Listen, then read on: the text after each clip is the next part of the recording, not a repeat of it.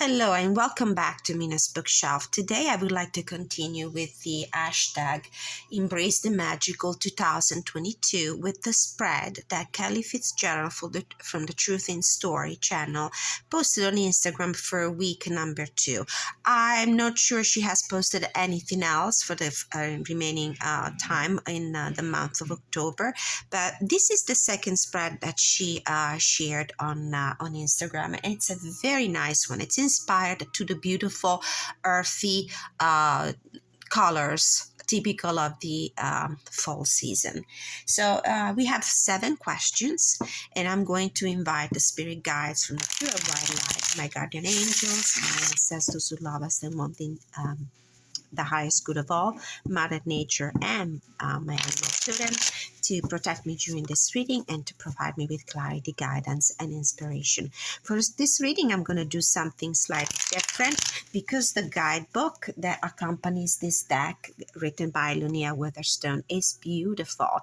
It really makes this deck unique. We're going to read the messages from the guidebook for each of the cards that come up in the spread, just making sure I'm not have all the reversals in here. All right, perfect. We're going to start with the burgundy color, which is the color that's symbolizing richness and luxury.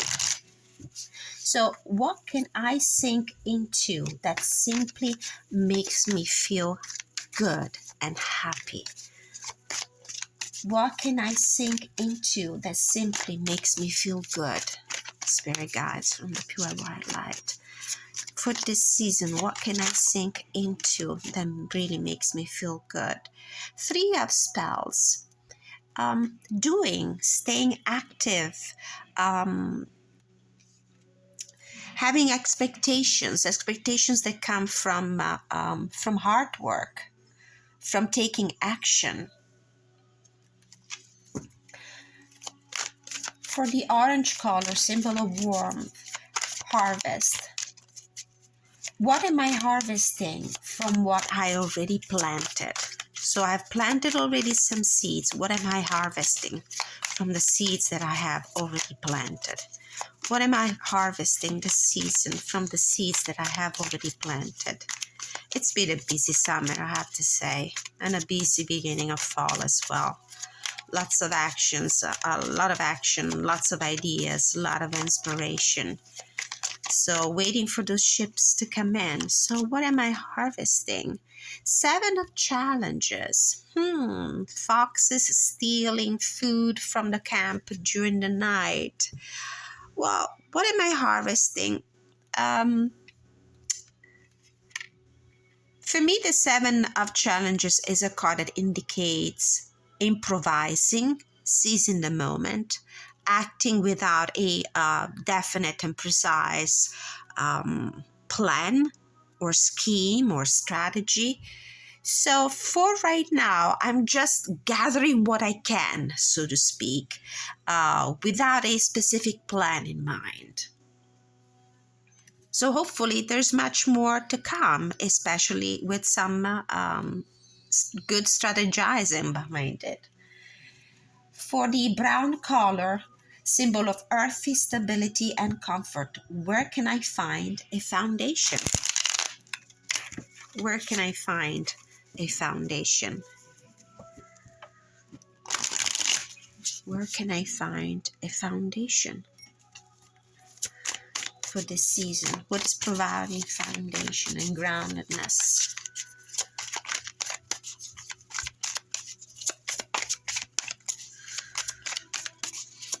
Where can I find a foundation? Which I probably terribly need, consider the harvest indicated by the 7 of challenges. There is obviously something. There is obviously some stuff harvested, but it could be much better. It could be much more. So where does my foundation lie? The 6 of spells. Well, this is definitely a card of victory and also approval from other people. So the foundation for me, what is the thing that grounds me? It's the importance of succeeding because I I care about fulfilling other people's expectations. I'll probably pull a clarifier on that card at the end. Now for the yellow, color of joy and sun and abundance. Where can I find joy? Where can I see joy? This card wants to be seen. Child of boons. I have to say the first thing that comes to mind when I get a page card, as in this case, the page of coins, I immediately think about my kids. This is very young, immature nature, energy. It frequently indicates very young people. It might indicate students. It could also refer to my day job, which involves working with kids, and I have to say they do make my day. They do put a smile on my face. Kids in general, my own, although they are they're grown up right now, they're not little ones anymore, but definitely the ones I work with, they do bring joy to my life. And if I had to interpret this card as a the opportunity to start something new, the opportunity to learn something new, definitely every time I open a book, every time I learn something new, every time I experiment with something I'm passionate about, this is what brings me joy. Crimson color, symbol of intensity and passion. What way should I pursue my passions? Oh, a few cards came out. The Eight of Spells, definitely with a lot of impetus and momentum, and I should just go like a ton of break on my passion. I just put all of myself in it. This is the card of rapid movement, rapid development, of being very intentional about moving towards what makes me happy. With the Two of Vision, with passion and love, pursue what makes my heart sing. And with the Six of Challenges, I feel like this is what will help me leave all the sorrow, all the concerns, all the cares behind me. Embracing love. This is how I should pursue my passion. Embracing full-heartedly whatever it is that makes me happy.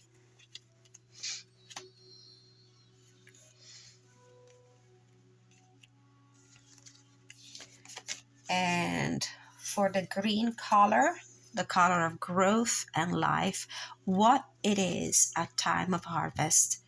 While it is a time of harvest, there's a growth all around. Where is the energy of growth being embodied? Where is the energy of growth embodied around me?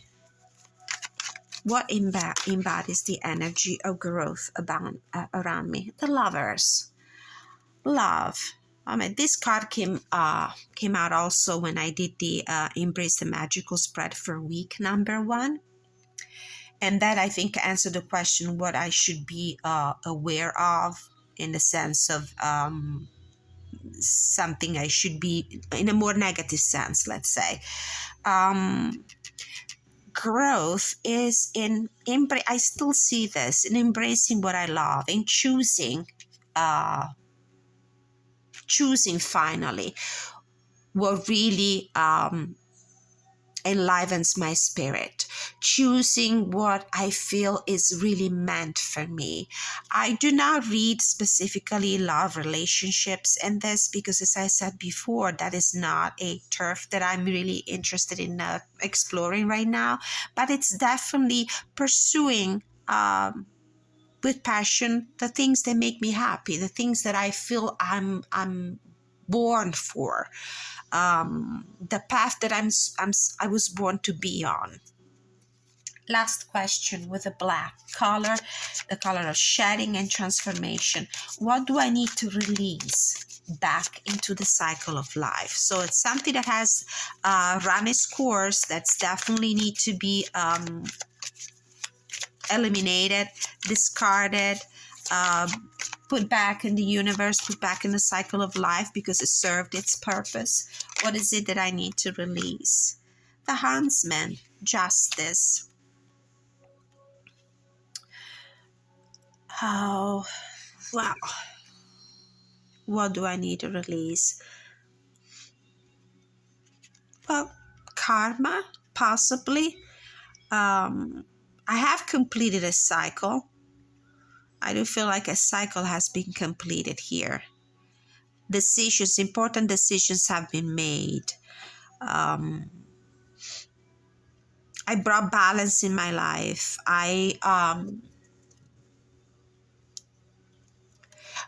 Karma restored equilibrium in my life, and it's time now to follow a new path. Now, the cards that I wanted to clarify were the Seven of Challenges, which is the Seven of Swords for the orange card. What are you harvesting from what you already planted? Okay, what is the meaning of this Seven of Swords as far as regards what I'm harvesting from the seeds that I have already planted? Why do I have the Seven of Challenges here? Spirit guides, why do I have the Seven of Challenges as the harvest from the seeds that I have already planted? Ten of Spells. The Ten of Spells is the Ten of Wands in this deck. That's the end of a cycle. It's been hard work. I have planted a lot of seeds. There was a lot of growth. It's 10 staves, 10 wands. I do feel like a lot of responsibilities, a lot of work. Pull another one. 10 of Visions, another completion, another kind of completion, the 10 of Cups. Well, my family life, because this is how I intend the 10 of Visions, primarily is always busy, and this year in particular has been busy, without sharing too much of my personal life. But there were some big changes, big happy events towards the end of the summer, and they implied a lot of hard work on my side. I had really to use all the energies I could come up with. So I do feel like I've done my work. I've harvested through hard work a lot. And I strongly feel like this refers to my family life. The other card I wanted to ask clarification about is the Huntsman, the Justice card, referring to the black color. What do I need to shed in transformation? What do I need to release back into the cycle of life? Why do I have the Justice card? The Hermit. I'll pull another one. And the Nine of Spells. We have a major arcana, and we have the Nine of Wands here. Two nines. It's the card of individuality, of solitude, of self, of self-discovery, of focusing on myself. So with the Huntsman protects the I do feel like from this illustration, this Huntsman protects the animal in the forest, in these woods. And I do feel like I've really done my job, and it's time now to focus on myself, probably. In the light of these cards here, in the harvest question with the Ten of Spells and the Ten of Vision, fulfilling everybody's desire, trying to keep the family happy, taking some big responsibilities, reaching some very important goals, for some of the family members. I feel like now it's time to restore the balance. Now that I have, let's say, taken care of some important business for the family, it's time for me, baby, to enjoy a little bit of solitude, isolate myself a little bit, create a ring of protection around myself. Protect myself. A lot of energy, a lot of hard work went into this, went into that harvest. And I do feel like it's really for me the beginning of a new cycle where I focus on myself more than anything else. So it's a moment for me to go into my cave, enjoy a little bit of solitude, and also protect my energy because I feel I've been giving a lot on a mental, physical, and spiritual level, emotional level. I've been giving a lot. On the bottom of the deck, a card that I always love to see, the wise woman, the high priest. So it's time for me to go within, to calmly recollect and go into the fall and winter season energy, which is an energy of regeneration. Just out of curiosity, I'll be reading a couple of cards from the guidebook. Maybe the ones that were a little more tricky, so to speak. We're gonna start with the first one anyway. This was the question about the burgundy color. What can I sink into that simply makes me feel good? The Three of Spells. The beauty of this book is that Lunia Witherstone goes into the energy, the numerological energies of the cards first. So threes, generally speaking, the energy of odd numbers tarot cards tend to be more active or creative than even number cards. The three move the energies you met in the twos in a chosen direction, for good or ill. So the Three of Spells says activate your magic. And this is what I've been having a lot of fun with. And this is what has been giving me joy. Walnut shells filled with beeswax and magic are set alight and released upon a forest stream. Fire gives energy to the magical intention, and releasing it to the flowing water sets the spell in motion. The flames will burn until all the wax is consumed, and then the tiny boats themselves will burn or sink. Their actual destination doesn't matter. Symbolically, it's the sea or the other world, or whatever wishes go when they are released. Will-o'-the-wisps fly down to accompany the boats, drawn as always by the power of fire magic. This card invites you to become the cloaked magician casting a new spell. I definitely have found a lot of fun and a lot of joy in what I've been doing for the channel for the past few months. Follow the movement of the fireboats. My sinuses are completely blocked right now. I'm sorry for my very nasal voice. Follow the movement of the fireboats on the dark water and envision your own project gathering energy. Whatever you launch now has an excellent chance of success. Meaning at a glance, the beginning of a new enterprise, putting your creative energy out into the world and watching to see what comes of it. Perfect. I really feel like this card embodies the energy of what I consider as something that bring me or has been bringing me joy. Walnut lore says that if someone gives you a bag of walnuts, your most recent wish will come true. And this is why I love this deck and this guidebook in particular so much, because there are these tidbits of folklore and beautiful details about the magic of the woods. Beautiful. I would like to take a look also at this huntsman card, the justice card, and understand what is it that I need to shed and how does this card play with that. A mighty huntsman stands with his bow and arrow at the ready, his hunting horn at his belt. Close beside him are a doe and her fawn, closer than deer would normally approach a man. But the huntsman is not a mortal man. He is the embodiment of nature's justice. He defends the well-being of the forest and its creatures by protecting the vulnerable. The huntsman appears when something has upset the natural order of things. It can be called upon for help in a righteous and just cause, and it will tolerate neither deception nor deceit. What are your motives? Is your word to be trusted? He is assessing you, not condemning you yet. The law protects the innocent. Those who invoke the law must come from a place of righteousness and truth. Encountering the huntsman signifies that the balance of justice is in play, and you must be careful to obey the laws of nature of humanity. And of humanity. Listen to your conscience as embodied by the huntsman and do the right thing. Justice, integrity, and fair dealings, legal and ethical matters, truth and honor, giving and receiving respect.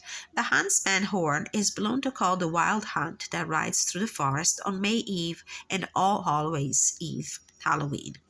It is also blown as a lament at the death of an innocent. So it's the idea of having the feeling the responsibility of protecting other people, of protecting the young, of protecting the kids, of protecting the most vulnerable creatures, so to speak, in a metaphorical way, in the woods. So this is something I've been taking care of during the summer, beginning of the fall. Put all the legal matters, legalities, and things in place for this new cycle for some member of the family, for them to be, well on their way into their adult life. So, yes, sending a kid to college, put it very bluntly, it's a lot of work. It's a lot of paperwork. It's a lot of steps that you need to take in order to be prepared, a lot of choices. So it was definitely, that for me was the biggest step, the biggest harvest for this year at least. It's a for if you have kids that are finally on their way into their adult life, this is a big step, and now it's time for me to kind of take care of myself, take a deep breath after all the hard work that I have put into taking care of the family. So this was the Embrace the Magical 2022 week number 2 hashtag inspired to the spread posted by Kelly Fitzgerald from the Truth in Story. Thank you so much for following me today again, and until I see you next time, take good care. Bye.